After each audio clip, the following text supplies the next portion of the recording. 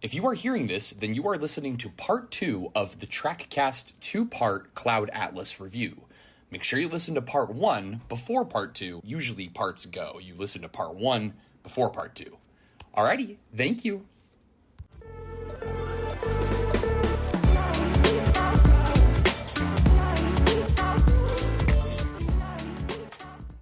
We got 2 vignettes left, and then we're going to kind of do like an overview wrap-up of our thoughts of the movie and things like that. Okay. But I do want to say that, you know, as much as I didn't like the Timothy story, it is also one of the most important, oddly. So, very interesting. Christian, I think you're going to have to be our archivist here and really, really try to explain this one in like... fast. You see what I did there? Fast. We need you to pass on this oral tradition. Christian, take us into the next vignette. Yeah, so the next story, we're flung much further ahead into the future. The year is 2144 in Seoul, Korea.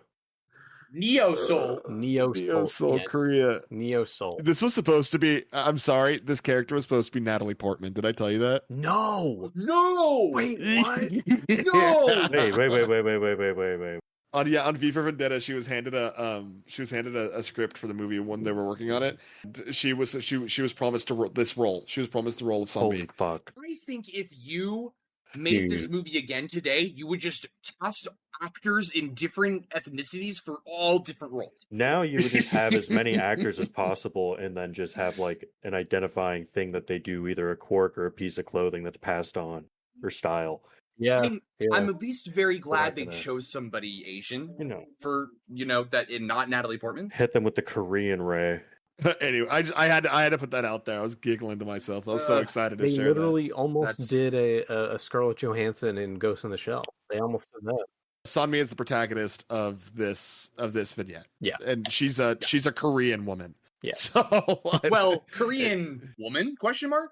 Cool? Question mark. She's a Korean woman.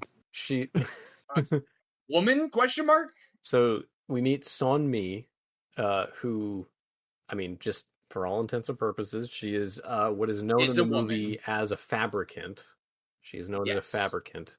She's a robot. She's not a robot. She's like a... Is she like 3D printed baby? Like 3D printed person? They're like a synthetic android. Like, I'm particular about this. If I had to put a label on it, it's android, because it uses synthetic like skin, muscle tissue. I think android implies that there's a metal skeleton. I feel like there's a... No, android's like... I guess she's not metal skeleton. Yeah. Well, it's also very important that they're made as they are made people. They're organic. Yeah, but they're really clones.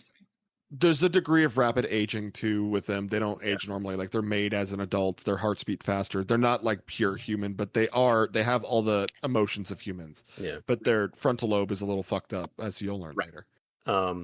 And she works along with other kind of like clone versions of her at this fast food place. Is it like, what is it? It's like egg something? It's like an egg bitch.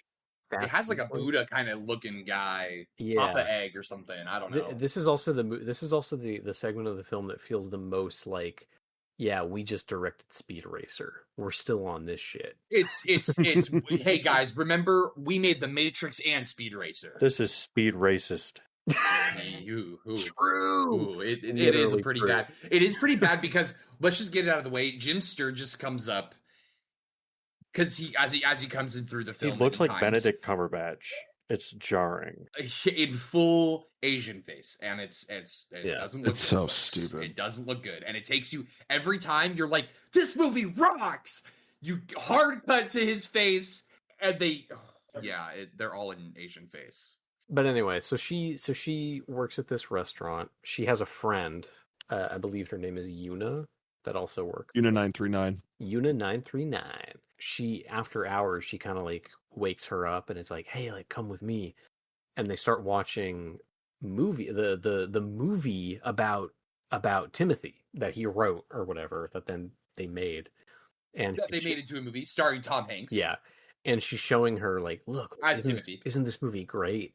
And this is when Sunmi kind of starts to see like, oh, this movie, it's kind of like it's kind of like us. Like we're trapped. We're an oppressed. an oppressed Like people. lots of imagery of the like being oppressed and being freed. It's a common theme. So then the next day, Yuna and Sonmi are working at this restaurant, and the people there, the customers, are like they're treating them like they're not. Yeah, I was about to say, like, one thing that they do is they depict this restaurant that's super far in the future, like as like a hypersexual thing too. Like the waitresses are all like wearing really like kind of really tight, small clothing. Like the one of the things that the restaurant can do is like that like reason that people go there is the customers can just like touch them however they want because they're not real humans. Like so, that, and that's kind of all implied. But the thing is that Yuna feels these things. Like she actually is just as human as really any of them. Like she's a clone, but she understands she's being harassed. She doesn't know that she's a fabricant though at this point. That should be noted. She's she knows it's fucked up, but she's like I can't get out of this, and it's part of the natural order of things, which is a line that's repeated multiple times. And in this certain case, we have an instance where a customer got a little too handsy, and her friend Yuna ended up like kind of like doing lashing out. That's it. Stupid humans. Yeah, she hits the guy or like lashes out. And obviously the owners of the restaurant don't want this to happen, and Yuna like tries to escape, and they shut her down, aka killing her in a very graphic way. I'm like, I didn't know why they didn't have any other way to do it without causing a thing to explode in their neck that causes them to bleed all over the customers. But hey, maybe they didn't expect this. Well, I also do think that it is also showing how the future has become a little like as much hypersexual as hyperviolent. Like True, it's a little bit kind of and this one has the most action sequences too. Yeah, true. In terms of like guns and or maybe not the most, but one of them. So then after this happens, Sonmi gets kind of rescued in the middle of the night by Jim Sturgis's character, Haiju Chang, I believe is his name. Yes, Haiju. Forgive the pronunciation, but I did try, unlike the casting of this movie. For this movie. Yeah, nice. Good one. He kind of looks like Spock, which is funny. He does. Yeah. So he kind of rescues her from this this gilded cage, one might say, and he kind of like opens her mind to all this like freeing people that were trapped in their own world, and he shows her the full film that she was seeing clips of earlier, which like only makes her more passionate about wanting to break out. She quotes the famous line in the movie about like, hey, I'm a citizen, you can't like fuck with me, I got my rights, but in a polite way. Yeah. Oh yeah. There's also another connection here that I think kind of flies under the radar. He quotes a very famous philosopher that is like about like it's like a stand-in. I don't want to be the friend that's too woke, but it's kind of a stand-in for Karl Marx. It's the same guy that is quoted 1970 Halle Berry vignette. He gets quoted by Sixsmith to the other scientists who are almost like closeted socialists. It's very Red Scare. Yes. It's like Alexander or something is his name. Yeah. Yeah, and then you learn later. You learn kind of like further on in this part that this whole segment is like it's kind of a socialist revolution. I was a little geeking out. I don't want to be the friend who's too woke, but it was cool. To me it was very apparent. I thought it was kind of cool. It's very subtle. Themes. It's very subtle. That is cool. No, but through those writings, we've had good ideas borrowed here and there, and bad ideas borrowed here and there. So I think if anything, it just also kind of illustrates the point of how these things are interpreted and can be interpreted, differently, and how those interpretations can oppress, and how that shouldn't be the case. That should be the last thing that they ever do. I just wanted to throw that in there because it's very easy to miss. Anyways, continue, Christian. Yeah, I missed that. That's cool. I like that. Aref with the big brain facts. That's why we pay you the big bucks, man. So then they kind of fall for each other. They they embrace and they kind of fall for each other, and eventually the authorities kind of catch up to them, and and there's this is again like the like sci-fi action genre part of the film where they have this big escape and like they drive goes from, away like, flying car to flying motorcycle and to there's so few like bridge. action sequences in this movie that it was like, whoa, this is all right. Look at what's going Yeah. on. Oh, I know. I want to go on 40X for this one. Well, Dude, I'm almost positive this movie came out in 3D. I could be wrong. I think it did. Maybe another one of those, but I'm pretty sure it did, and it was one of those, And a very Wachowski manner throughout this action, there's a shit ton of action sequences in this specific vignette, but throughout a lot of them, there's Easter eggs in the background, like billboards and stuff like that. It's very cyberpunk. It's very cyberpunk, very Blade Runner.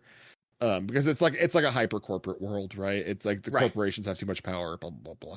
But I don't want to go into like everything. There's a shit ton. But if you just look at the background while you're watching the movie, you'll see like a billboard for the nuclear energy company in the 1970 thing, stuff like that. Yeah. That's cool. Well, and I'd like to say, because we should probably point this out. So there is this scene that happens in Timothy's vignette, the vignette that is referenced in this one where she's watched the movie, where Timothy, as he's being taken away in one of his escapades to escape the old folks home, he does the classic Soylent Green is people, Soylent Green is people, as he's getting dragged away, as a reference to that movie. And there's actually like a couple of movie references like in Timothy's vignette, which is also kind of cute because his ends up being a movie. Which it's a little meta, which I think is adorable. It's honestly done very well when you think about it. I love picking apart that layer. It's the most self-contained one. But to give everyone the Chekhov's people of it all, you do end up finding out that when Sonmi's fabricant people are killed, they are ended up recycled and used as food that is served in the restaurant, which we assume is like a chain kind of stand-in for really like McDonald's. I think there's probably so many of these all across the world. And well, sorry, actually, Aref, you can help me out here. Not really actually all across the world, but it's just internal. But so okay, I think we jumped a little bit too far here, but sorry. That's classic Trevor. Christian, you want to continue where you left off, and I might jump in here because there's a lot of meat in this specific, like I would say like 10-15 minutes of this vignette, so I might pun intended. Go for it. Literally. I mean, I'm trying to remember, like they have the chase and then they get away, and then I think it's around here that he kind of reveals to her that the fabricants are turned into food. Yeah. Okay. So I'm gonna jump in because it's on my rewatch that I've like fully understood this. So there's a lot of empty space here. They kind of fall for each other. There's the chase scene. He falls off a ladder. He gets taken, and then she gets captured by the corporation. She's very valuable. And then he comes back hidden as a guard. He steals her back. It's a lot of nothing for, I would say, a little bit there. Besides like action sequences and whatnot, it's like, it's very sci-fi. And then we get to, she meets the collective of people who are fighting against the corporation. So you find out that she's part of a corporation called, I think it's called like Equidon, something like that. Yeah, that sounds familiar. Something like that. Unanimity. Thank you. Unanimity. That. Yeah. Unanimity. Oh. Like humanity, unanimity. Exactly. Wow. Anyways, so she's kind of like drop fed a bit of information until she meets like the leader of the resistance fight to Unanimity. You find out Unanimity is like a big oppressive corporation. And this is where I'm getting a lot of the Marx stuff. You know what that fucking organization is called? No. The Union. What could that mean? Right. Yeah, they are called the Union. And they are what they're so Sonmi is a bit of a and Uni are Yuna? Well, hey Jupe, you mean I think Jim Sturgis character? No. Yuna 939 and Sonmi, yes. the replicants. Yeah. They're kind of an edge case because they're both they were both gifted free will as experiments by Union to try to start a workers' revolution, within the corporation try to bring it down because they realize that they're going to need the help, but they're almost treated as foot soldiers. So she's jet fed this, and she's like, "You're going to need to make a statement to try to politicize your state in order for us to get other nations on board with like taking down this corporation, right?" And you gotta understand, Seal's like this place is called Neo Seal because Old Seal is basically underwater. Global warming has like destroyed the Earth. Global warming has basically destroyed the Earth, and it's just further destroying the Earth from the events that happened in 1970, right? Isn't that the whole thing, or like the stuff that? Yeah. So like oil has kept its stranglehold via propaganda, and it's been destroying the Earth via climate change. So she's kind of hesitant, and then they're like, okay, we didn't want to pull this card, but we're going to show you the replicant factory, essentially.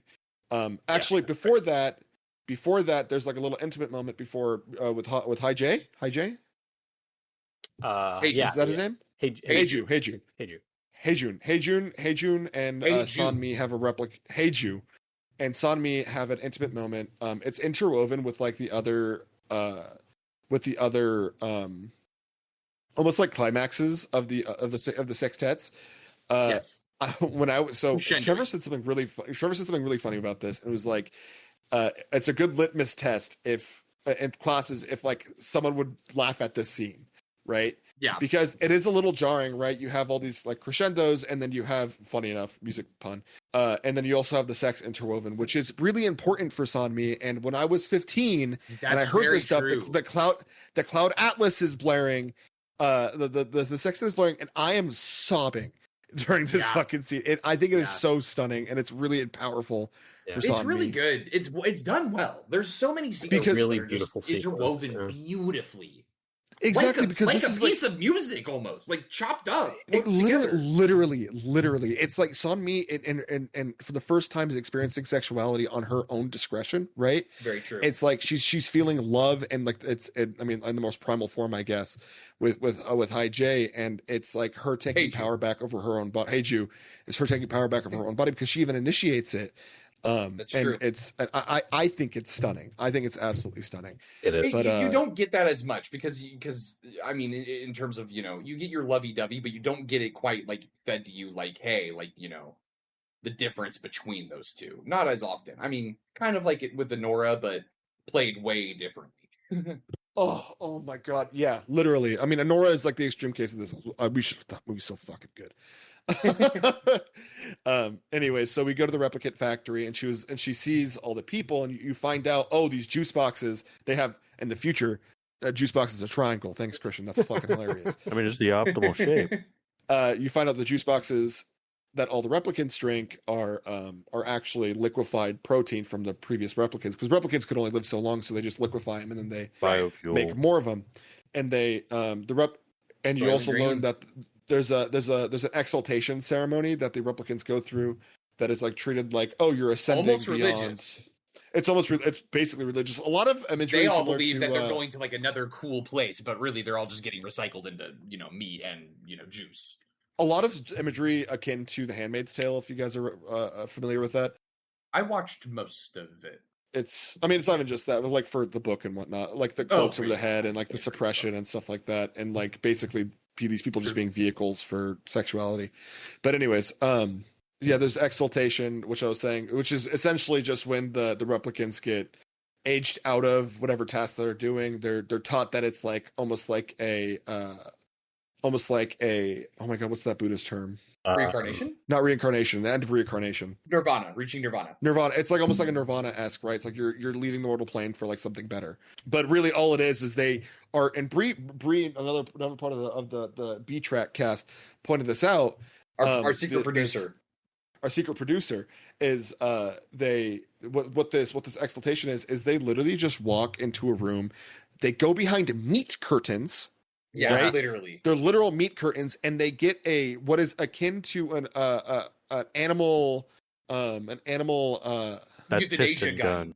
Euthanasia gun, not euthanasia gun, but the killing gun that they use. The nail gun, the kind of bolt thing. gun. Yeah, it's like a bolt gun. They put the bolt in them and they wheel them off. Nothing happens, and Sanmi sees all of this, and she's obviously radicalized, and I think she has a little bit too much character development off screen for this, but she sees this, she's like, okay, yeah, I agree. I'll make these statements for you. Let's do it. You know what I mean? I love though that Sonya is way is way smarter than even like the union people even take her for, because she does have reservations to do the political statement. Oh yeah. Before she even does it. Which I think adds so many layers to the story and to the character that, she has to kind of learn a little bit more and learn more of the truths, the ugly truths. And it is kind of crazy because like you're so right. When you look at their experience, they just don't know any better. So I mean, like they're like, this is it. Like we live, the customers like fucking fuck with us. We get to like have like sometimes nice dreams in these little pods, and then we go on and we get to be exalted, and that's the thing that we have most to look forward to. However, yeah, that exaltation, when you look at it, you know that those are like literal butcher meat curtains. Like those are like, Yeah. yeah. When your friend's describing how to play like a really complicated board game to you? Yes. Yeah. This is what this podcast feels like. Anyway, Man, I just want to play this game. Christian, I want to offer it back up to you again. Do you know like about the happenings after? I don't want to go too far into it. Oh yeah.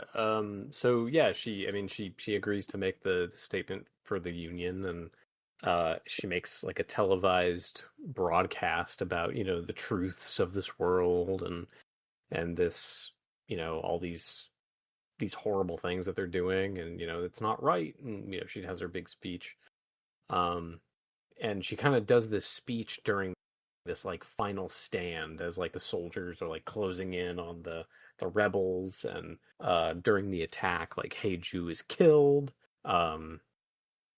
They capture Sonmi, and they bring her to this like room where she's being interrogated by this person. And this is kind of also where like we start off with this like interview. You with start her vignette with the interrogation. Yeah, yes. and the a lot whole of it vignette is her her recounting of the events. Yeah, her recounting everything that's going on. And then once she finally is like, yeah, that's the story, they just kill her. But something really fucking awesome happens. She says something so cool right before she dies. She essentially and it's done so you're so right, Christian, though. Like it's done with so little grace. It's just like next scene, plop, dead. And yeah, this is arguably the most important and most looked at vignette in the whole movie. This is one of the like spines of the entire movie, I would argue. What's probably so one of funny, the backbones.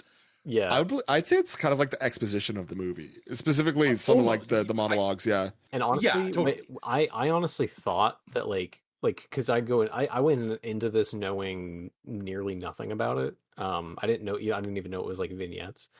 My assumption of what the movie was like this and the next vignette, essentially. Like I thought it was just pure right. That's because that's kind of all they show from the trailers. Yeah. And some other shots and from like the posters. They gotta bring you in. Yeah. Right. The thing that she says before she dies. There's no true versions of the truth. There is only the truth, indicating that like the truth is like a solitary, like this is what happened. Interpretations of the truth are just lies, essentially. And then he goes, well, do you find like what do you mean to get out of all this? Do you think anybody will like believe you? And then she tells the interrogator, the archivist, somebody already does.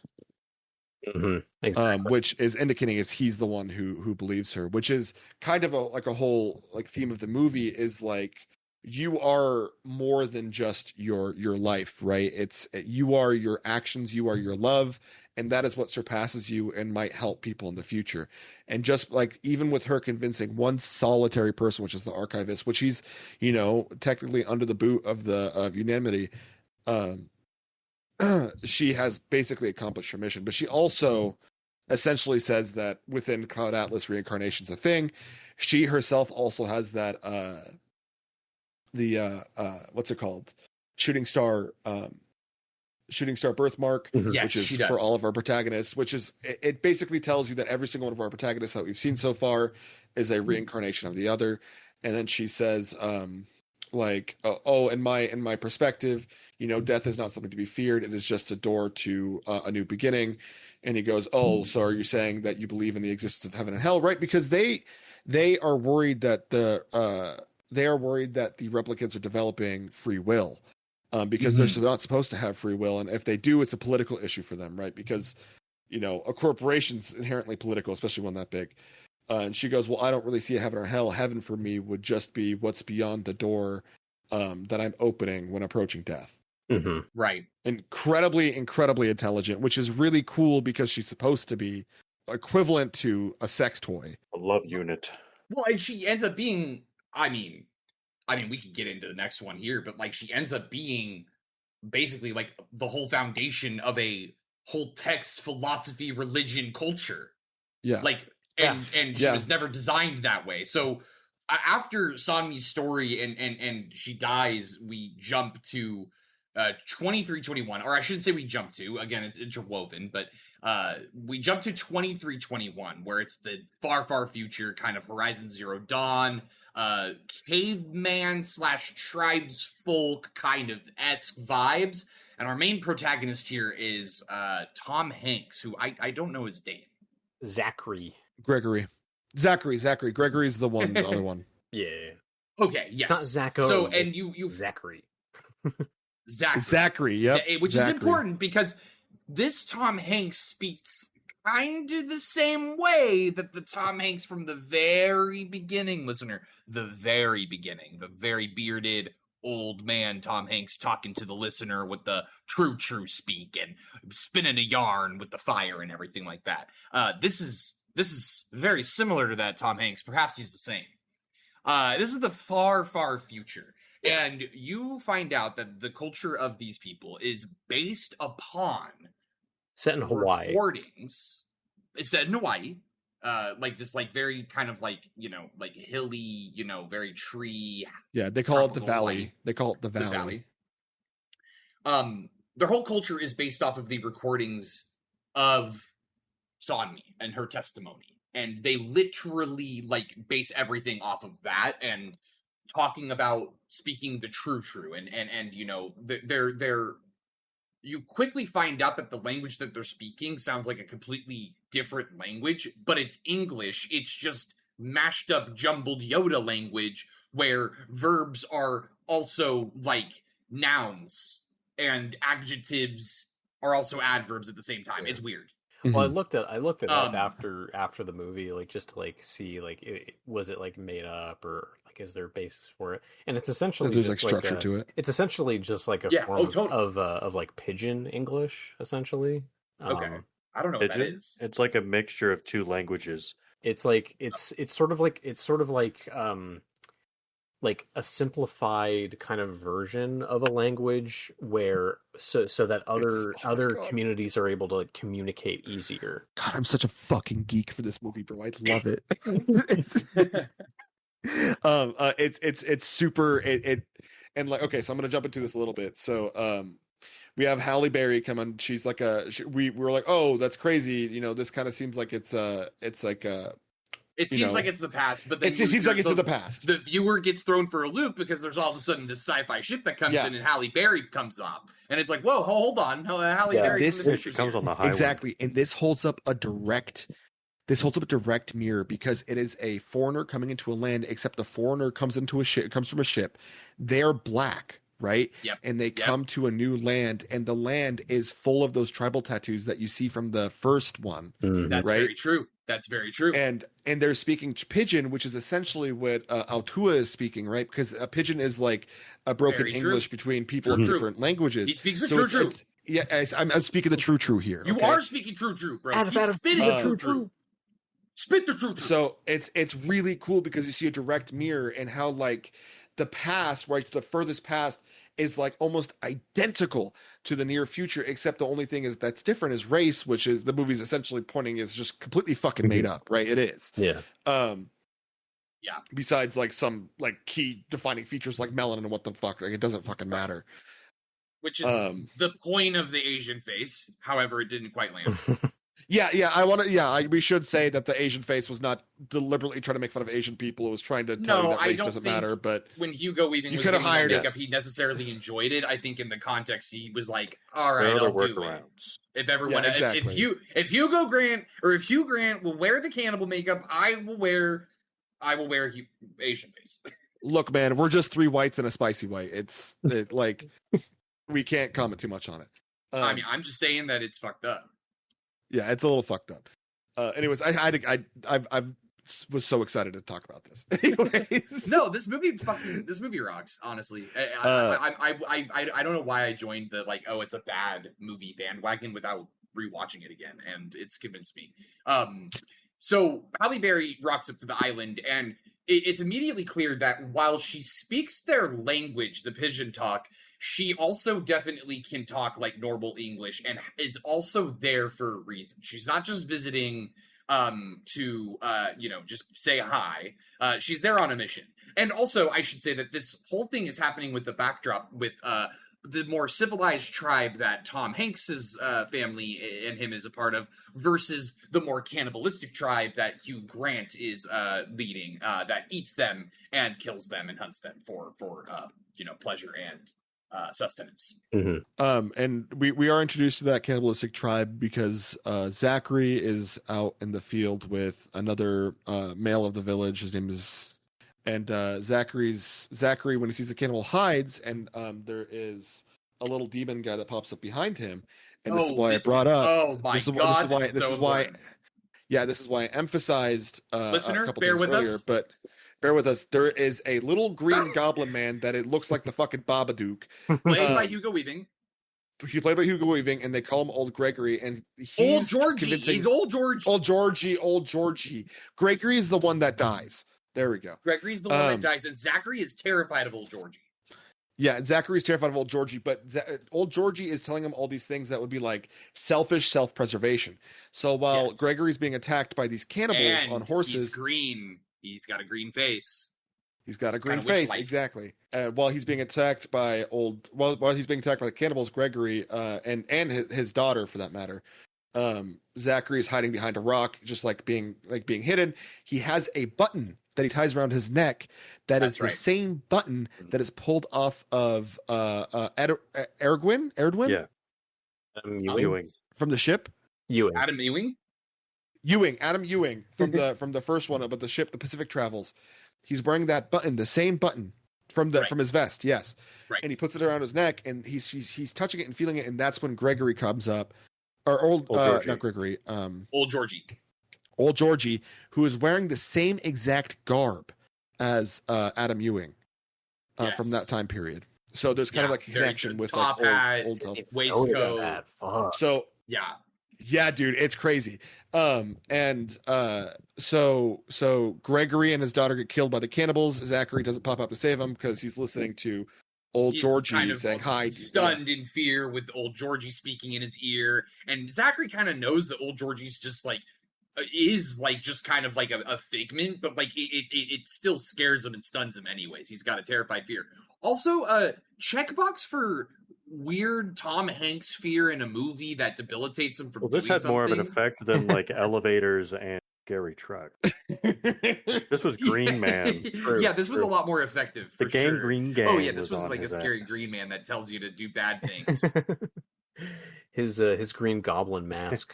Are you in or are you out? So, and I think we're unfortunately, listener, we told you these things out of order because these events that happened with Tom Hanks and Old Georgie and Gregory actually happened Halle Berry rocks up to the village. It kind of happens, I believe, like years or like a couple months before. Mm-hmm. It kind of is like more of a backdrop setting to Tom Hanks's character in this vignette. Yeah, that's kind of the introduction to Thomas.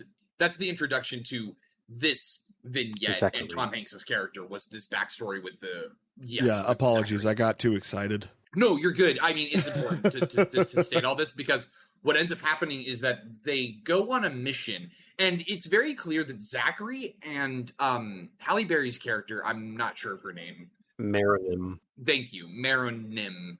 I'm just calling her Halle Berry. Yeah, so it's very clear that Tom Hanks' character and Halle Berry's character have a history. Like they kind of know each other. Like she's visited this island before, or she's at least they're aware of her presence. They're not like, holy shit, black woman just rocked up out of nowhere. Like they're like, oh hey, she's here. It's not like out of nowhere.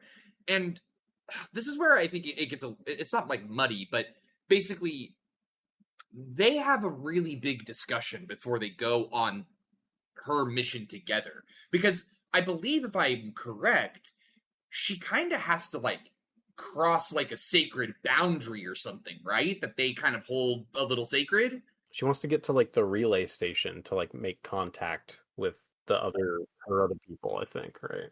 It's not a relay station, it's literally a jump station. Anyways. Yeah, so she's obviously more higher tech, right? She's not familiar with the valley. And the valley does have a lot of threats just beyond the cannibals. There, you know, there's rough terrain, there's different animals. Yeah, it's for anybody who's familiar with Kojima, this segment is probably the closest you get to a Kojima movie currently. So FYI. Wait, but I think we should tell the listener what her mission is, because we kind of know early on.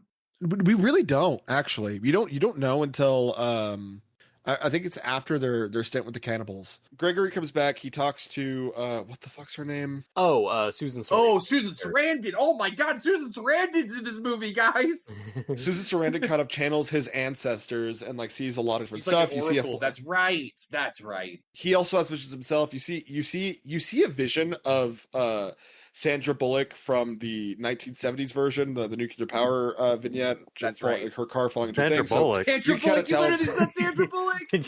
Oh my God, it's so it's so in your brain. Okay. Oh, at the end of this episode, we're gonna have a story time. Okay. No, hold on. Just deep cut. Aref consistently thinks that Sandra Bullock is Halle Berry. He has always thought that. It has never left his brain. It's a reoccurring thing. I'm sorry. He thinks Halle Berry's name is Sandra Bullock, I should say. Well, yes, we'll go into that later. I think that could be a little fun fucking thing. Anyways. So Halle Berry, he sees Halle Berry, but she's her detective, or she's her journalist self, and she falls off the bridge, stuff like that. So it's just kind of telling you that they're very connected to their ancestors, which I think kind of feeds reincarnation into the whole old Georgie thing. So she's like, okay, I need a guide to reach this area because, it's for my people, right? She doesn't really tell him the true. They call it the true, which is really funny. So he's like, okay, I'll help you. You know what I mean? We'll do this together, despite the fact that, and this is because the Oracle told him to trust this stranger. Oh, that's right. That's right. The Oracle told him to go on the quest. Exactly. So they go on this quest together. They go through trials and tribulations. He saves her when he doesn't. Oracle. He saves her a couple times, like she's about to fall off a broken bridge, and he grabs her based off the recommendations of the Oracle. But she shoots some cannibals when they run into him, pow pow pow, with her gun. Oh yeah, that's way later. Gun. That's way later. I'm just saying that they both help each other out. They do help each other out.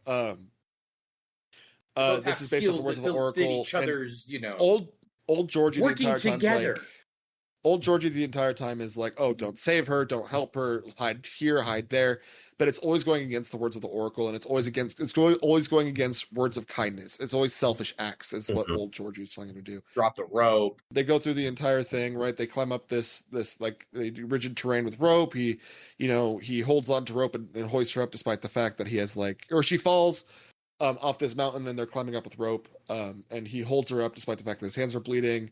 Goes through discomfort to help her, and they get to finally the jump station. Like, drop her, do it. And you see a giant statue of Sonmi, right? Mm-hmm. And you see all these dead bodies. Yeah, this part's crazy. It is my interpretation that this is the same jump station that the Union was fighting at. Yeah. At the end of New. It's because you see all those dead bodies, and it's a Union. They're almost laid in the same way, which exactly. Even when they died, a lot of them died in cover, but they're covering each other, which is so interesting. Yeah, they died in the Son Me video, and then you see that later, and it looks like a very religious, very kind of sacred thing, but it's not. It's not. It's really not. Yeah. You can see where they would come out and be like, oh, it's religious. Oh my God, is this movie just another allegory for Jesus? They keep doing that. I literally opposite, I would say. No, yeah, I'm kidding. So fucking Tom Hanks goes, all right, Halle Berry, give me the true. And she was like, you want the true, the whole true? Nothing but the true. She was just a girl. What you know about the old ones is all false. It's all false. Everything Heretic you know shit. is a lie. Soylent Green is people. Soiling greatest people. And then she basically goes, she's like, Sanmi isn't the like smart goddess that you worshipped. She was really just a person, and she died just like everybody else. Yeah. And this really like breaks his heart. And then she goes, oh, and like the same reason I'm here to leave is it will also help you, because this planet is dying and everybody who's living here is getting irradiated, and we need to get out of here. It's not survivable. We got to get out of here. Should leave, but she also has a level of like, but I totally understand that you also probably want to stay with your whole culture. Exactly. He listens quasi to Gregory, or to old Georgie here, because she tells Zachary to kill Halle Berry, and he pulls out the knife, but he doesn't kill her. And it gives him information that he needs. And eventually he's like, okay, I agree. And then she finds out that this jump station does in fact work, and that it is like kind of a savior. They get really excited, or she gets really excited, and they leave because they need to make contact with his tribe and also with her ship. Which, funny enough, her shipmate, the only other person from her camp that we actually see, also black. Also black. Definitely the same actor for Atua, isn't it? Because yes. Oh, yes. You're so fucking right. Yeah. Oh my god. That's the whole thing. That's crazy. Anyway, so they leave the area. They're like, oh shit. They're like kind of walking down a hill. They see like fire where his village should be. No. So he kind of ditches Halle Berry. Zachary ditches Halle Berry. He goes back home, and he sees. He walks to his hut. He sees all like a bunch of his dead tribesmen, or fellow tribesmen, and he goes back to his hut. He sees his sister's dead, and he sees the one cannibal from the beginning who kills. I think he might be like some kind of higher up leader. Grant. He's Hugh Grant. Yeah. He's sleeping, right? And one of the things the Oracle said is, "Sleeping enemy, don't slit throat." Yeah. But some things can't help it. He's like, you killed my fucking family and ate them. He's so consumed by which rage. I think it might be twofold. One, he did kind of wake him up. Yes, he was awake and he screamed and he was like, "Hey, what are you doing?" True. But at the same time, I think it also is to illustrate a little bit how, while the prophecy did tell him to do good things, it also kind of didn't matter too. I think that was my interpretation. She ends up helping him. That was my interpretation too, was that like the prophecy was only telling him to do kind things, which is the lessons that he has learned from his ancestors that have lasted through all these different periods. But violence in the end probably was still necessary, because if he didn't kill him and that tribe and those other tribesmen came, because other tribesmen came, right, whistling, trying to look for Hugh Grant, they whistled. He probably would have woken up and killed Zachary. Right. Yeah. So I don't think Gregory was wholly in the wrong. Zachary. Or old Georgie. Old Georgie was wholly in the wrong. So I do think that violence right there was necessary for his survival. I don't think it was necessarily a bad thing, because otherwise bad things would have happened to him. What would have happened to Zachary? Anyways, so they find Zachary, the other tribesmen, they find Zachary, and they're pulling on his necklace, which is holding the button. The same necklace from before. The same necklace. It's what's being used to control him. Very similar to Sanmi from Neo Seol. That's right. Because she had a necklace that was controlling her. Yep. Or not the same necklace, but like it is a similar. Yeah, it's a similar constraint. Similar constraint. Right. And that's when Halle Berry comes through and she fucking starts blasting. Their laser guns. Well, it's more like yeah. Good one, Christian. Yeah. But it's not before he gets Zachary gets a huge cut on his face, making him resemble the cut from the man in the very beginning scenes. Narration, story time, Chekhov story time. Yeah, and they end up taking off. But that's the last time you see old Georgie is when is the last time that Zachary has the necklace on, tying him to Adam Ewing. Yeah. Like Ewing. The old which makes me go into my analysis there. I just want to jump in there. I think Adam Ewing is representing almost like a Davy Jones version of Adam Ewing, who didn't go out of his way to help. Old Georgie is representing Davy Jones Old Georgie, version yes. Of Adam Ewing, who didn't help Altua right, didn't go off the limb and help Altua, and ended up dying on the ocean from the poison and sinking to the ground because he has that nautical theme. He looks Oh Oh my like god, and he's like green. like He's got like a yes. green fucking waterlogged. face. Exactly. So he's representing He's the worm. he's representing the lack of humanity that Adam Ewing did because Oh, no. because all the lessons are built on over time, right? Yeah, that's true. So if he represents the lack of humanity that Adam Ewing might have had if he didn't help Altua because he would have died. That's true. So it was that selfish version of Adam Ewing. A big theme. I guess one character in each vignette witnesses something and does not take action, and then ends up taking action. Ewing at the beginning, Interesting. watching the whipping happening, and then he faints like a loser, but he doesn't do anything. And then the next one I could remember is San Mi watching one of the other Yuna. Yuna. She's being like assaulted basically, and she just like witnesses, and then He it does moves just on. witness it. You're right. That was when she kind of like broke out and then died. That's right. So it's like in action, and then obviously Tom Hanks at the end watching Gregory get his child killed too. You were having that revelation right now, but like, it's not introduced in that way. Like in action leads to them realizing, hey, I fucked up, and then they take action. Someone else, if no one else is going to do something, you have to do something. I have to do something. Like, Yes, the world isn't just going to fix Collaborative itself. effort. I got to say something, do something. Yeah, it's a collaborative effort. Exactly. right. Layers to this shit. Right.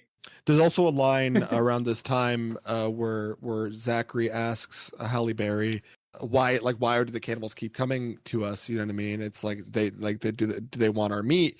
And she says something along the lines of, some humans just aren't satisfied with what they have and they always want more, which is kind of going on to that greed symbolism that you see throughout, right? Because human connectivity through love is a huge theme, right? So it's like you have two people who love each other, they do actions for each other, whether they're friends or literal lovers, and then those actions go into lessons that teach future generations, right? So that's why that the theme of love, like the love outliving your own mortal self, is very common. it's your Yeah. influence. Yeah, well, Your mark. I love how love is displayed in this too. There's a lot of It's romantic love, there's friendly Yes. love, there's familial, like colleague love, familial love. It's in crazy. both I mean, bad and good good. ways. Yeah. Oh my god, it's that's why I joke that like this was the movie to end all movies, but like I mean, Yeah, it kinda I mean, is. I mean, yeah, it's a big. It's the element of human connectivity is massive. I think it's probably portrayed better than anything else. But this is like a very wide scope movie, right? It doesn't narrow in on too many things. No. But it is interesting because that line resonated with me, because when you reflect upon that and you reflect through all the other vignettes, all of those trials and tribulations that caused these writings were due to people wanting more than what they already had, right? Whether it be the corporations, whether it be the composer guy, the old composer guy, Right. or whether it be yeah. the corporations, because it was the corporation that was doing the Vibing, caregiver home, or yeah, the corporation doing that, or Timothy's brother himself. it was always driven by greed and The people wanting more mafia. than they do, because if humans didn't really try to get more than what they had beyond what they needed, right, there would be no. Oh There my would be god! no And, like good the acts that 1970s transcend. movie, the 1970s vignette is literally like the corporations, like of like kind of Watergate scandal ish kind of stuff with the journalism rising. Literally, yep. Oh, Wow. Yeah, so there's a lot of lines that make you reflect, specifically in these final moments that make you reflect on like the entire scope of the movie, because this does, like, these are the ending moments of the movie, right? This specific area. yeah. I was gonna say that maybe we should button the future one and then button the Adam Ewing one. The 23-21 vignette ends with not only Halle Berry succeeding in her mission and Tom Hanks, kind of like, reconciling with his culture and his kind of whole tribe dying, but he's able to get away with her from the dying planet Earth with, I believe, his daughter, right? That is his daughter that His he's daughter, escaping yeah. with? His niece. His Forgive niece. me. His Yeah, niece. Catkin. Right. And because he went through the whole cut thing on the face, and he has an eye patch now, you now have made the connection. Oh my god, he looks like the Tom Hanks from the very, very, very beginning. where yes, you find out that in this vignette, it kind of ends with the ending of the movie, and then we're gonna go back to the Adam Ewing one. It's just revealed that, you know, through spoken word, he was able to tell this story that he went through, which was inspired by everything that Somni went through, which was inspired by what happened with Timothy, which was inspired by everything that happened with you know, Six Smith and Louisa. You get the idea. Kind of, you know, displaying the importance of spoken word. And then it's also revealed that Tom Hanks's character Zachary, he's giving this to his children, kind of tribe, like the children members of his tribe, spoken word on a campfire, not on Earth. It's a completely different planet. It's revealed that Earth is yeah. Yeah. And he's talking to a bunch of mixed babies. Right. That blew my mind It's because a beautiful one of the kids is like, "Grandpa, which one is Earth?" And I was like, "What?" Yeah, Holy shit! It's not quite. Yeah, because it's at the same time that the Earth is burnt. It's crazy. And I do think that's kind of the final message of the movie, by the way, is right. like, yes, that humanity. It's not even limited to location. You know what I mean? Like it transcends location. Yeah, stories always will, and lessons and you know, those things. And so with that finishes up the movie, but we need to go back. We need to go back and we need to finish Adam Ewing's story, because from what we told you, he was with Atua. Atua saved him. He got rid of the worm, and he's reaching San Francisco. Yeah. So he makes his way back to San Francisco. He meets his lovely wife Tilda, as well as who is revealed to be played by the same actress who plays Son Mi. He's having dinner with her, as well as his father-in-law, played by Hugo Weaving. And Hugo Weaving is like complicit and like kind of like he's like, oh, the horrible savages and, you know, the slave trade, and like he's all in it. He's all in on that. Yeah, he loves the slave trade. It's awesome. He thinks it's awesome. He thinks it's fantastic. He has slaves. This is all in the backdrop of a dinner that is being served by slaves. Yeah, like he has slaves. And Adam really like chews him out. He's like, no, like you're wrong, dude. Fuck you. Yeah. He didn't say that, but he essentially is like, no, this is wrong. Like you can't treat people like this. And you know, he gets a little woke from his. He's learned it. And that's the whole thing, is that didn't he go out that as a joke with the whole intention? But like he went out for the whole intention of like learning about this whole trade, like and seeing it for himself. That's kind of what you find out. Well, yeah. And then also his wife is like, it's like, yeah, Dad, this shit's fucked. Like I'm with Adam. Like Adam has it right. You're stupid. Fuck slavery. We're out of here. Real as I'm snapping. Specifically, they say that they're going to join the abolitionist movement. Yeah. And they say like, once again, this is a very common line. I say it in every vignette.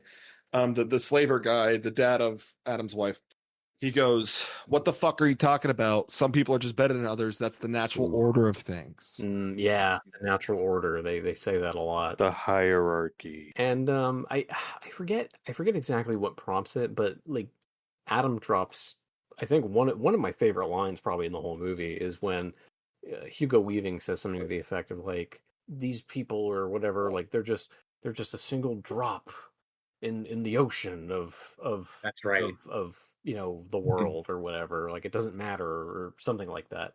And then Adam says like, what is an ocean but, you know, an assortment of drops? Ooh, yeah, it's beautiful. I was so mic drop. Snaps. He also says, "I'm John Fetterman. I'm better after the stroke."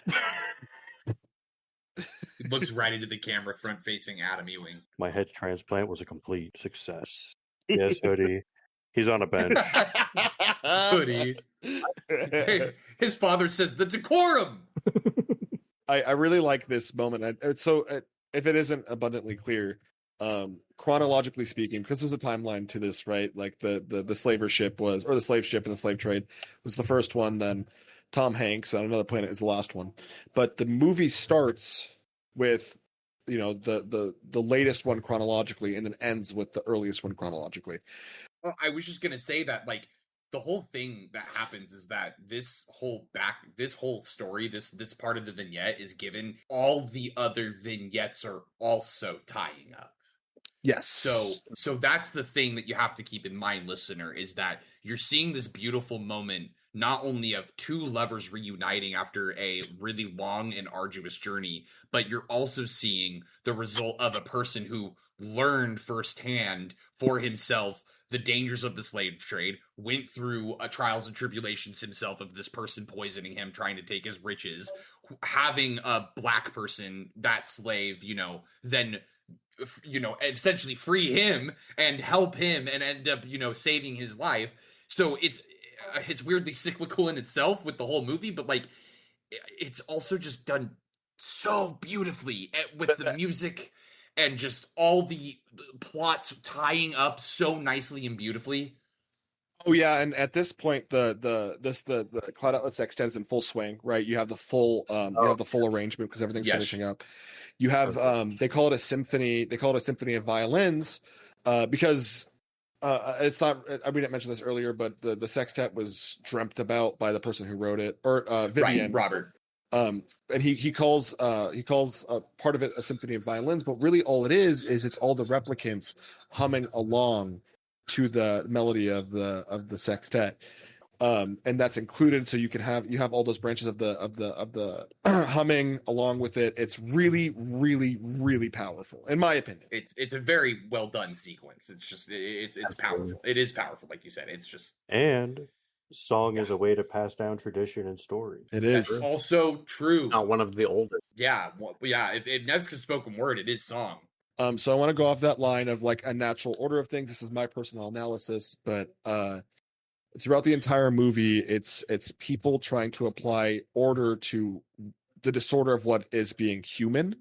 Whether it is saying like, oh, we have a hierarchy of races with the initial vignette, with the initial vignette, the slavers, or with the music developing one, if it's Vivian telling. I always forget his name. Robert. Robert. If it's Vivian telling Robert, "Oh, do this song," Vivian's composition, the one that he initially tells Robert to make before the Cloud Atlas Sextet, is like way too ordered and like very, very complex for no reason. So he's applying like an improper order to what should be music, going on to the nuke one. They're trying to apply like a natural order to like who has power, which should be the corporations. Then we have so you're saying that like the natural order is actually chaos. The natural order exactly is actually chaos. Which ties into an observation, Trevor, that you made about the Cloud Atlas Sextet. It's a very flowing piece of art. It has highs and lows, but it doesn't try to organize itself too much. It's in a 4/4 structure. It's very simple composure, but it like allows itself to flow with the beauty of what is the song. Right. It's able to breathe, pieces which is meld together to make different pieces together. Exactly, making a beautiful form of art. And that theme is kind of carried through the entire movie and kind of buttoned up at the end there when he says like, fuck your order. Like, we don't need to abide by these rules. And that kind of ties in with race too, because that's like an order that we just like kind of put onto ourselves. And it goes on. That's so true that like humans, like natural order is chaos. Like what is, to be human, but to just question what is structured and, go beyond it or change it or meld something different. Oftentimes we try to defy entropy, but just create, more problems and more oppression, rather than like living with what we have. And if you look at the very end, the most peaceful segment of this movie is on that other planet, and it's tribalistic. You know what I mean? They're not like rejecting the lessons of humanity. They have all the lessons they have all the lessons of medicine and whatnot. They keep those, but it ends with just humans around a fire just telling story. Yeah. No. This movie is a special interest of mine. Aref lore. No, I love it. I love just hearing you talk about it because I mean, like it's also obviously this is a movie you love, and it's also fresh on your mind because you rewatched it twice after we watched it like a couple days ago or so. No, you're definitely opening my mind to a lot of the stuff that like I didn't catch on a first initial watch. Like Christian liked the movie originally. Now he even Now he likes loves it more. Oh no, yeah, I Just from this podcast. I do Yeah. think this movie is a bit of a perspective piece and two facets. One, I think you can get from it what you see in it, which is really nice. It's a lot like Skinamarink, in my opinion, in that it really is art that like it is like for your interpretation for the most part. Not only that, but it's a perspective piece in that like you will see different things depending on your state of mind, I think, And your worldview. and your worldview.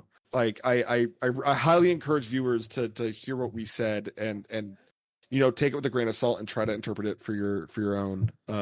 Because I mean, in the end, this is like art in itself, right? So it's meant for you to interpret it how you want to interpret it. Talk this movie to death. fun. Really quick. Please, no, go for it. Please, anything. If there's anything else, I want to put it out there. Gotta get Please, the I message. wasn't sure. I was saying that to. This is just go for something. This is just something that I learned that I thought was interesting because I was looking up because I was like, what? Like obviously Cloud Atlas Sextet, right? That's the name of the song. But I was like, what does Cloud The Atlas name thing. mean? Yeah. Yeah. It's so it's And I looked it up, and the author David Mitchell of the book has stated that the term Cloud Atlas kind of refers to like the reincarnation, human nature in general, where there are these kind of two elements that are opposite but kind of coexist. So like the clouds are changing; they're not solid. They're not formative or whatever. They're fluid. Yeah, they're fluid, exactly. And then the atlas is a constant. It's like it's a rigid map form. It's a map. Yeah, like it's not going to change when you look at it. So it's like it's just kind of two. I just thought that was cool, like taking two kind of abstract words that are opposites, but combining them to create the whole. Kind of like what no idea about and it's a direct metaphor for humanity in that like we do have like a rigid like structure. We do follow like birth, life, and death, but like the interaction in between is what makes it flow and change and be who it is. The true. True, fucking true, dude. You want to go to reviews? Yeah, let's. We've dissected the movie. I think it's time to go into the reviews. And I want to just say I really appreciate everyone because I want to say that I think this is worthy of a special TRACcast episode, like stamp of approval, just because like this one did take a lot and there's a lot of meat here, and we want to thank the listener for going through what is likely this 2-part episode. I'd like to say, and honestly, like this is why we made this podcast, was to do something exactly like this when I imagine we do these episodes. So yeah, let's get into the reviews. And I think I'm just going to make it a little quick here just by saying that if it wasn't evident already just by how much I'm talking about it, how much we talked about it, how much we like got so into this movie, I love this movie. It's great. I can't believe that there was a time where I was like, yeah, this movie kind of sucks without like actually giving it another go. I think it is just something really special that not a lot of people know about, and I also think not a lot of people would necessarily appreciate in the way that necessarily we do. That being said, I'm going to give this a 9 out of 10. And the only reason I take away that 1 point for me is because when you look at this kind of in the back, some of the controversial things that it does don't age well. You wish that, the movie could be just done with like a huge cavalcade of characters across, all different backgrounds, but that wasn't quite the direction they went in. They did something different, which I just think is a very weird choice. And it doesn't look good for like the image of those people. And it also just doesn't look good in the movie. It just doesn't help at all. I think that's like really my only big detractor, because everything else about this movie absolutely rocks. Ryan? I guess I'm going to come out with my score first. It's I think it's a 9 out of 10. It's basically everything that Trevor said. For being a $100 million movie in 2012, this would have been coming out today probably like a $800 billion movie. This would have been Megalopolis, bro. Like Megalopolis was movie to end movie. Or Babylon.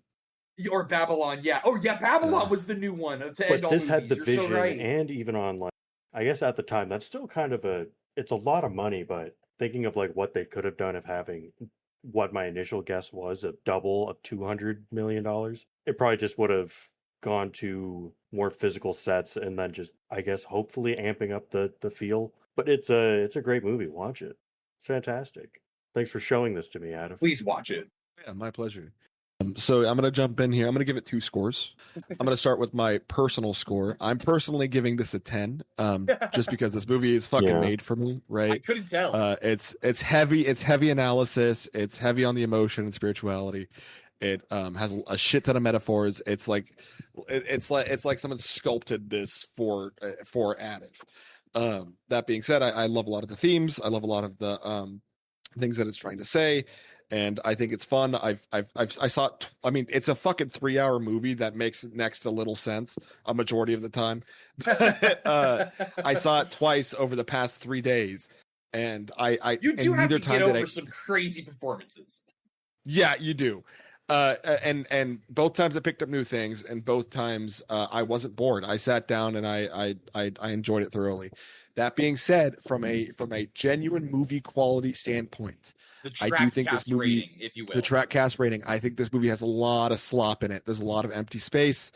Obviously, and we've talked this to death, but the practical effects with race swapping was very stupid. I'm not a fan of the reusal of actors. I said I was going to go on a rant about this. I'm going to go on here for a little bit. They use it for characters that don't reincarnate to each other, so it makes the plot that's confusing even more confusing.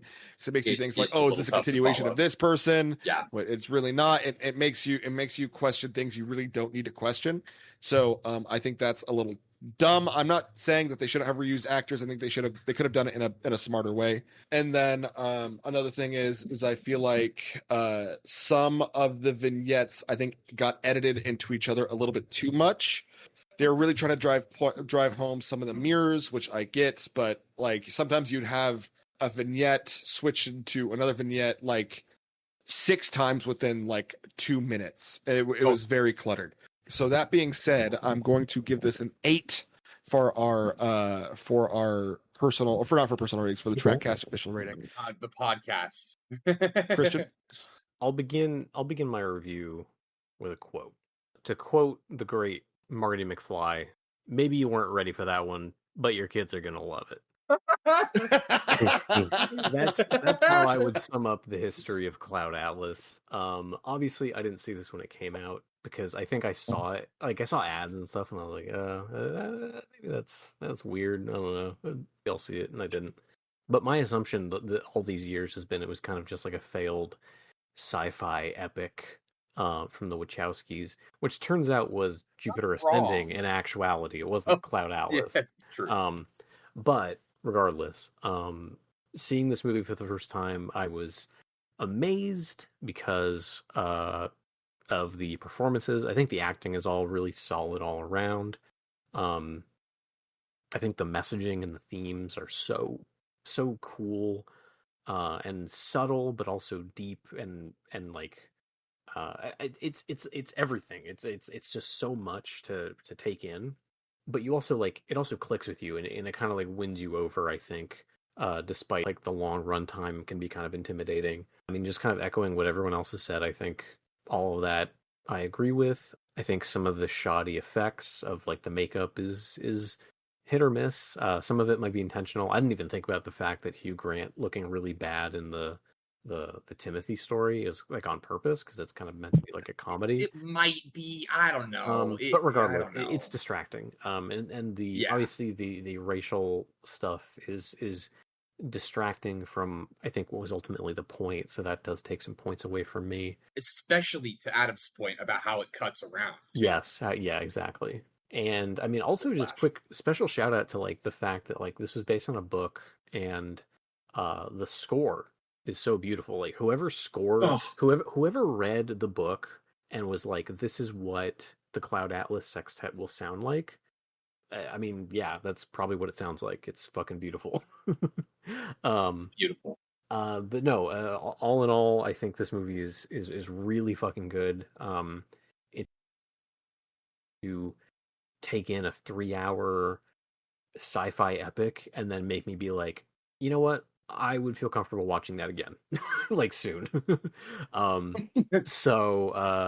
I think taking some points away, obviously, for some of those flaws that we talked about, I'm gonna give this a nice 8.5 out of 10. Like at the digits. And just to go off your point, Christian, so there was 3 directors for this movie. Oh, there was were. obviously the Wachowskis, but it's also another guy named Tom Tykwer. He was the one who was responsible for also directing the music and the score. So he was a bit, and if that would make sense, right? Because the music itself, if you actually look at the sheet music, is very reflective of the plot itself. So there was a lot of a creative carryover there, which I think helped interweave it into the story itself. And fellas, just really quick before we cap off here, I have some breaking news. I have plugged our scores into the trackometer. Oh no! Do we got a D5? Yeah. What does the trackometer say, Christian? Guess what? The leaderboard, it's changing. Creep has been removed from the top 5. Cloud Atlas No is in way. the top 5, baby. Let's fucking go, dude. Let's go. Let's go. That's great. That's great. So I really wanted you guys to rate this movie organically. So I didn't want to talk about my deep personal connection to this movie. Yeah. But the reason I chose it is precisely that. I do have a very personal connection to this. Me and Trevor, we saw this 13 years ago. We've been friends for a very long time. When it first came out in theaters, we were 15, far too young to watch this fucking movie. Definitely did not know what I watched after watching it. I was like, that was awesome. I don't know what it was. Yeah, I'm gonna get a little personal. So I grew up in a very, very poor. My mom was schizophrenic. I was basically alone, taking care of her. I was like very lost. I didn't really know who I was. I think this movie was a piece of art that really helped me discover myself. I'm tearing up thinking about it. I really do love it. It still holds with me to this day. So I'm glad that you guys were able to enjoy it as well. I didn't want this to weigh on your guys' score. I want it to be organic, but it is an incredibly important movie to me. I still very much resonate with it, and even some ideals that I've developed more currently, like some of the more lived up fucking too woke friend shit, is peeking its way into my interpretation. But I do sincerely, with all my heart, love this movie. I think I've kind of changed my favorite movies list here and there, but I do think this might be my favorite movie of all time. So thanks for joining me on this. Thanks for sharing. I'm glad you shared that with us, man. It's a fantastic movie. Yeah, this is definitely a movie that I will, even years from now, I know I'm going to be thinking about, and that to me is the mark of some of the best stuff I've ever seen. Yeah. So I'm really glad you shared that and shared this movie with us. I appreciate it. No matter what, it's going to be stuck in our freaking heads, and for better or for worse. But it's one of the movies that I'm always going to cherish too, just because I just love that memory of going. And for some reason, I knew that this movie at the time was cinema, quote unquote, was cinematic, but I wasn't sure. And then as I got older and refined my tastes and started liking more movies and made that kind of more my identity, I turned away from the movie. But then rewatching it only made me affirm how much how important it is to me too. And really just I'm never gonna not think about it as well. Yeah. This movie rocks, and the music's amazing. My God, the music's so good. So yeah, definitely look past the blemish. There's a lot of blemishes. It's not a perfect movie. Yeah, this movie's a zitted-faced teenager with a heart of gold. Not a perfect movie. Guys, let's thank our listener. Thank you, listener. Hey, thanks for staying. Thank you, this whole listener, time. for bearing in Thank you. there. Yes, I will put a seal on this as being a special episode because I think it deserves that. It's gonna definitely need that, and if you got this far, we really appreciate it, and we really appreciate you not only getting this far in this episode, but also in the vignettes that be today's review of Assorted Cinema, otherwise known as the TRACcast. Please give us a rate, give us a comment, give us a follow, give us a like. I'm not even going to try to make up a funny joke about, catch us next time or anything. Just please watch this movie. If you haven't watched it and you listened to everything there, I'm telling you, there is something for you here. You can still find something. There is magic to be found. Watch it. It is something to be experienced. It's one of those. Please watch it. Even if you hate it, you'll get something. You'll learn something from it, which is good. All right, everybody, enjoy, and we'll see you next time on another episode of today's review of Assorted Cinema.